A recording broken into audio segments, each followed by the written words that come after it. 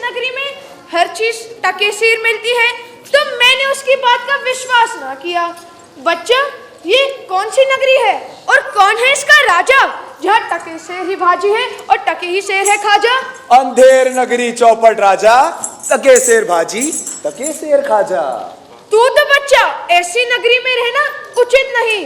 सेठ सेठ सब एक से, जहाँ कपूर कपास, ऐसे देश को देश में कबू न कीजिए बास। इसलिए बच्चा, हम तो इस नगरी में अब एक क्षण भी नहीं रुकेंगे। गुरुजी, ऐसा तो संसार भर में कोई देश ना है। दो पैसा पास में रहने से ही मजे में पेट भरता है। मैं तो इस नगरी को छोड़कर नहीं जाऊंगा। और जगह मांगो तो दिन भर पेट भी नहीं भरता, वरंच बाजे बाजे दिन उपवास करना पड़ता है। सो तो मैं यहीं रहूंगा। देख बच्चा, पीछे पछताएगा। गुरुजी, आपकी कृपा से कोई दुख ना होगा। मैं तो कहता हूँ आप भी यहीं रुक जाइए। नहीं बच्चा, हम तो इस नगरी में अब नहीं रहेंगे, लेकिन जाते हुए इतना जरूर कहते हैं, कभी संकट पड़े तो हमारा स्मरण जरूर करना। मैं आपका नित्य ही स्मरण करूंगा गुरुजी, प्रणाम। फिर भी कहता हूँ यहीं रुक जाइए।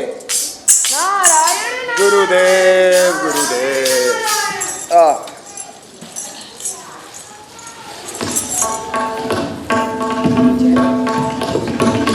देखो सजा के चौपट राजा का दरबार, जहाँ करता है वह अपनी मूर्खता का प्रदर्शन बार बार। नीति, अनीति और अधर्म से इस दरबार की चाल में ऐसा भी होता आया है न्याय चौपट राजा के दरबार में।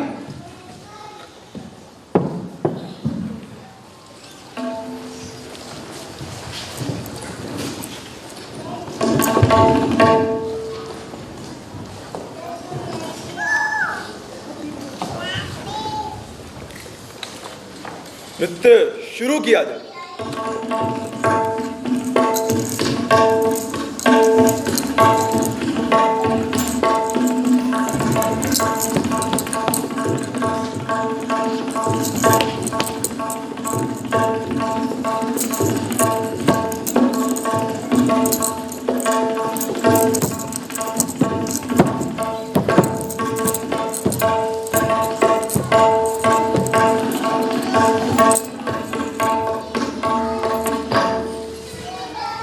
वाह वाह वाह वाह, बहुत खूब।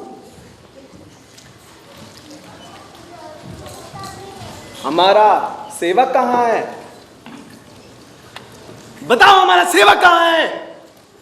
शांत हो जाइए महाराज। पान खाएंगे महाराज? क्या कह रहे हो तुम? पान खाएंगे महाराज? क्या कहा? सुपन खाइए महाराज। अरे नहीं नहीं, आप जा कहाँ रहे हैं, बैठिए। ये कहता है पान खाएंगे महाराज। दुष्ट, लुच्चा, पाजी, नाहक हमको डरा दिया। मंत्री, इसको 100 कोड़े लगे। परंतु महाराज, इसमें इस बेचारे का क्या दोष है? ना तो तमोली पान लगा कर देता, ना ही आपको पुकारता। अच्छा, तमोली? तो फिर तमोली को 200 कोड़े लगे। पर महाराज, आप पान खाइए सुनकर थोड़ी ही डरे हैं, आप तो सुपन खाइए सुनकर डरे हैं। मंत्री, तुम बड़े खराब आदमी। हम रानी से कह देंगे कि मंत्री तुम्हें बेर बेर सौत बुलाने चाहता है। नौकर, नौकर, शराब। पीजिए महाराज, पीजिए महाराज। अरे दुहाई है महाराज, दुहाई है, हमारा न्याय करो। कौन चिल्लाता है ये? पकड़ लाओ। जी महाराज।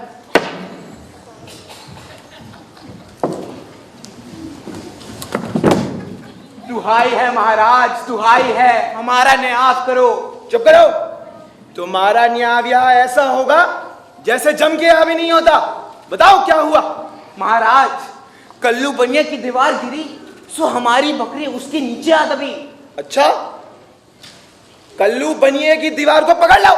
महाराज, दीवार यहाँ नहीं लाई जा सकती। अच्छा, तो फिर दीवार का भाई, बेटा, आशना जो हो उसको पकड़ लाओ। महाराज, दीवार ईंट और चूने की होती है, उसका कोई भाई बेटा नहीं होता। अच्छा, तो फिर कल्लू बनिए को पकड़ लाओ। जी महाराज। चलो उठो। क्यों बे बनिए? इसकी लड़की ओ इसकी बरकी कैसे मर गई? महाराज बरकी नहीं बकरी। हाँ हाँ सही बोला। इसकी बकरी कैसे मर गई बता, वरना अभी फांसी चढ़ाता हूँ। महाराज मेरा कोई दोष नहीं है, कारीगर ने दीवार ही ऐसी बनाई कि वे गिर पड़ी। अच्छा, बनिए को बाहर निकालो, कारीगर को लेकर।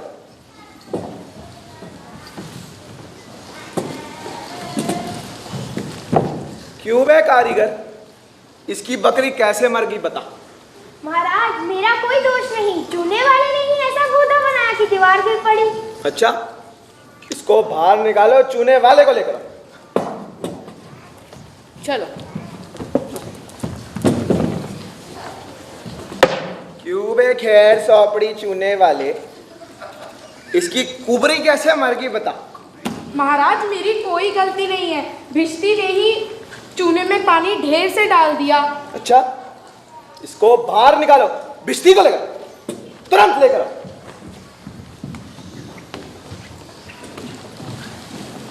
क्यों बे भिश्ती, गंगा जमुना की कश्ती, तूने इसके चूने में पानी ढेर क्यों डाल दिया जिससे कल्लू बनिया मर गया। महाराज गुलाम का कोई दोष नहीं, कसाई ने ही मशक इतनी बड़ी बनाई कि पानी ज्यादा आ गया। अच्छा, इसको बाहर निकालो, कसाई को लेकर।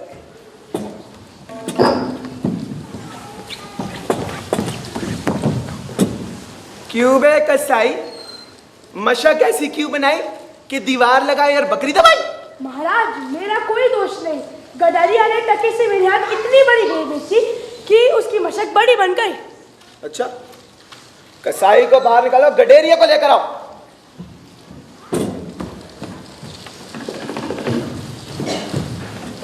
क्यों बे ओख पौड़े के गडेरिए, तूने इतनी बड़ी भेड़ क्यों बेची कि दीवार के नीचे दब के कल्लू बनिया मर गया। महाराज उस ओर से कोतवाल साहब की सवारी आ रही थी, उसे देखते देखते बड़ी छोटी भेड़ का ख्याल ही नहीं किया, मेरा कुछ दोष नहीं। अच्छा, गडेरिया को बाहर निकालो, कोतवाल को तुरंत हमारे सामने पेश किया जाए। क्यों बे कोतवाल, तैने सवारी इतनी धूम से क्यों निकाली कि गडेरिया ने बड़ी भेड़ बेच दी जिससे कल्लू बनिया मर गया। महाराज महाराज मैंने तो कोई कसूर नहीं किया, मैं तो शहर इंतजाम के वास्ते जाता था। ये तो गजब हो गया भाई, कहीं ऐसा ना हो ये बेवकूफ पूरी नगरी में आग लगा दे या फिर हम सबको फांसी पर चढ़ा दे। चुप कर, तेरी गलती है, तैने इतने धूम से सवारी क्यों निकाली कि बकरी मर गई। महाराज क्या महाराज, चुप कर। मंत्री, इसको सूली पे चढ़ा दो। सूली पे चढ़ा दो इसे। दरबार बर्खास्त। चलिए महाराज।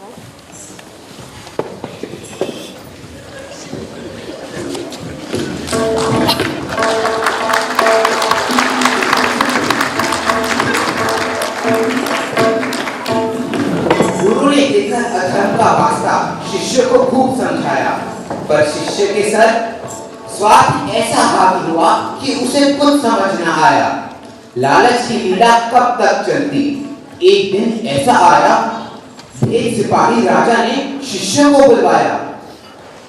देखी यम सरीखे प्यादों को शिष्य बहुत घबराया, करके याद गुरुजी को जोर जोर से चिल्लाया। तो चलिए देखते हैं गोवर्धन दास की दुर्दशा। अंधेर नगरी चौपट राजा, अंधेर नगरी चौपट राजा, चका शेर भाजी चका शेर खाजा। अंधेर नगरी चौपट राजा, अंधेर नगरी चौपट राजा। नीच ऊंच सब एक ही ऐसे जैसे, भंडुए पंडित जैसे, जात पात पूछे नहीं कोई, हरि को भज सो हरि का होय। साचे मारे मारे डोले, छली दुष्ट सिर चढ़ चढ़ बोले। ऊंच नीच सब एक ही सारा, मन क्रम गचन जान विस्तारा। अंधेर नगरी चौपट राजा, अंधेर नगरी चौपट राजा। अरे चौपट राजा भैया, चौपट राजा।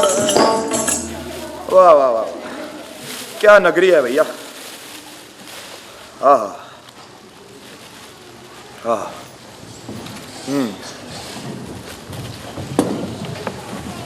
चल बे चल, बहुत मिठाई खाकर मुटाया है, आज पूरी हो गई। ये आफत कहाँ से आ गई भाई। महाराज चलिए, नमो नारायण कीजिए। अरे मैंने तुम्हारा क्या बिगाड़ा है जो मुझे पकड़ते हो। है? आपने बिगाड़ा है या बनाया है, इससे क्या मतलब? चलिए फांसी चढ़िए। अरे बाबा, पर बताओ तो सही बात क्या है? क्यों नाहक गरीब आदमी को फांसी देते हो? जब फांसी चढ़ लीजिएगा ना, तब मालूम होगा कि हंसी है कि सच। सीधी राह से चलते हो या अभी घसीट कर ले चले? तब भी बाबा बात क्या है? आप बड़े ही मोटे हैं, इस वास्ते आपको फांसी होती है। हैं? मोटे होने से फांसी? अरे ये कहाँ का न्याय है भाई? हंसी फकीरों से नहीं करनी होती।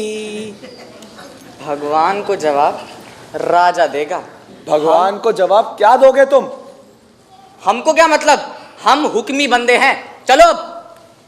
भाई क्यों गरीब को फांसी दे रहे हो? क्या होगा, क्या लाभ होगा तुमको? देखो, बात ये है कि कल कोतवाल साहब को फांसी का हुक्म हुआ था, तो हम उनको लेकर वहां गए।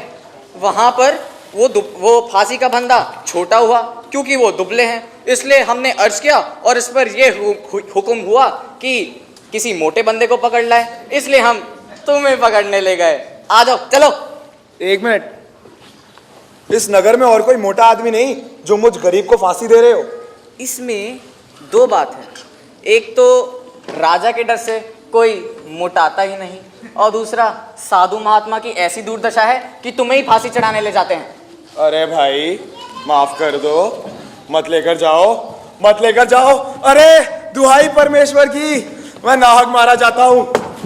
गुरुजी ने मुझे मना करा था कि ऐसे नगर में रहना ही नहीं चाहिए, मगर मैंने ना सुना।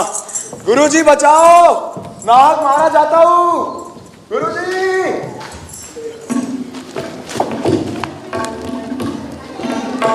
लेकिन समय की चाल कहूं या ईश्वर की दया, सही समय पर गुरु जी की हो गई शिष्य पर कृपा, कर अपनी बुद्धि का प्रयोग चौपट राजा को मूर्ख बनाया। एक बार फिर ज्ञान के मंच पर बुद्धि ने मूर्ख को हराया। तो चलिए अब देखते हैं अंतिम दृश्य।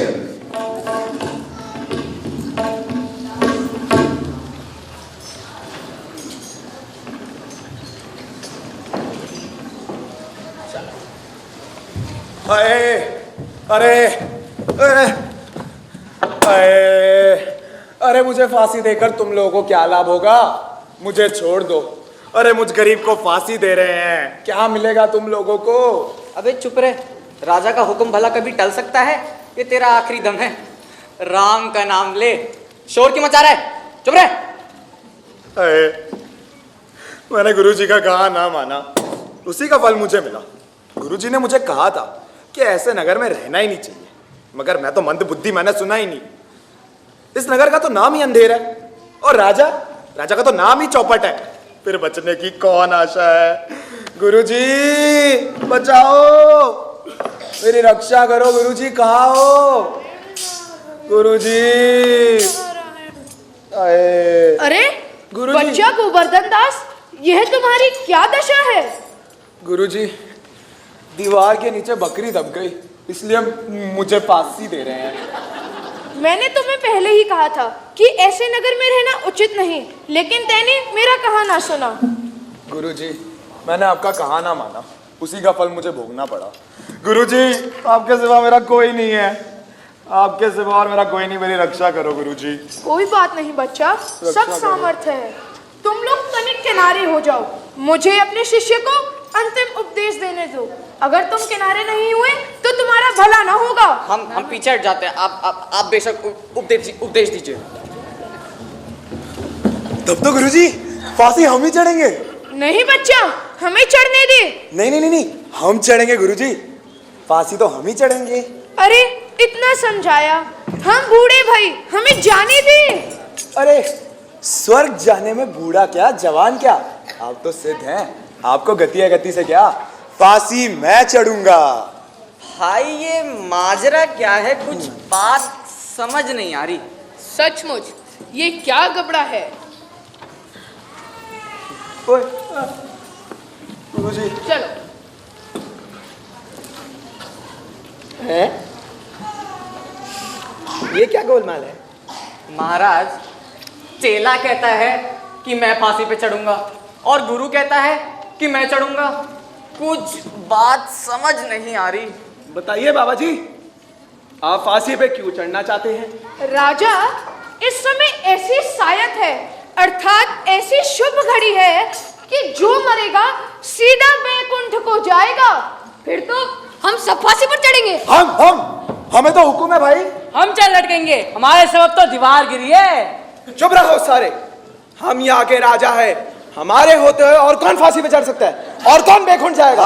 हम जाएंगे, हम फांसी पे चढ़ेंगे, हम बेखुंड जाएंगे। चढ़िए चढ़िए, आइए आइए आइए आइए, चढ़िए आइए आइए।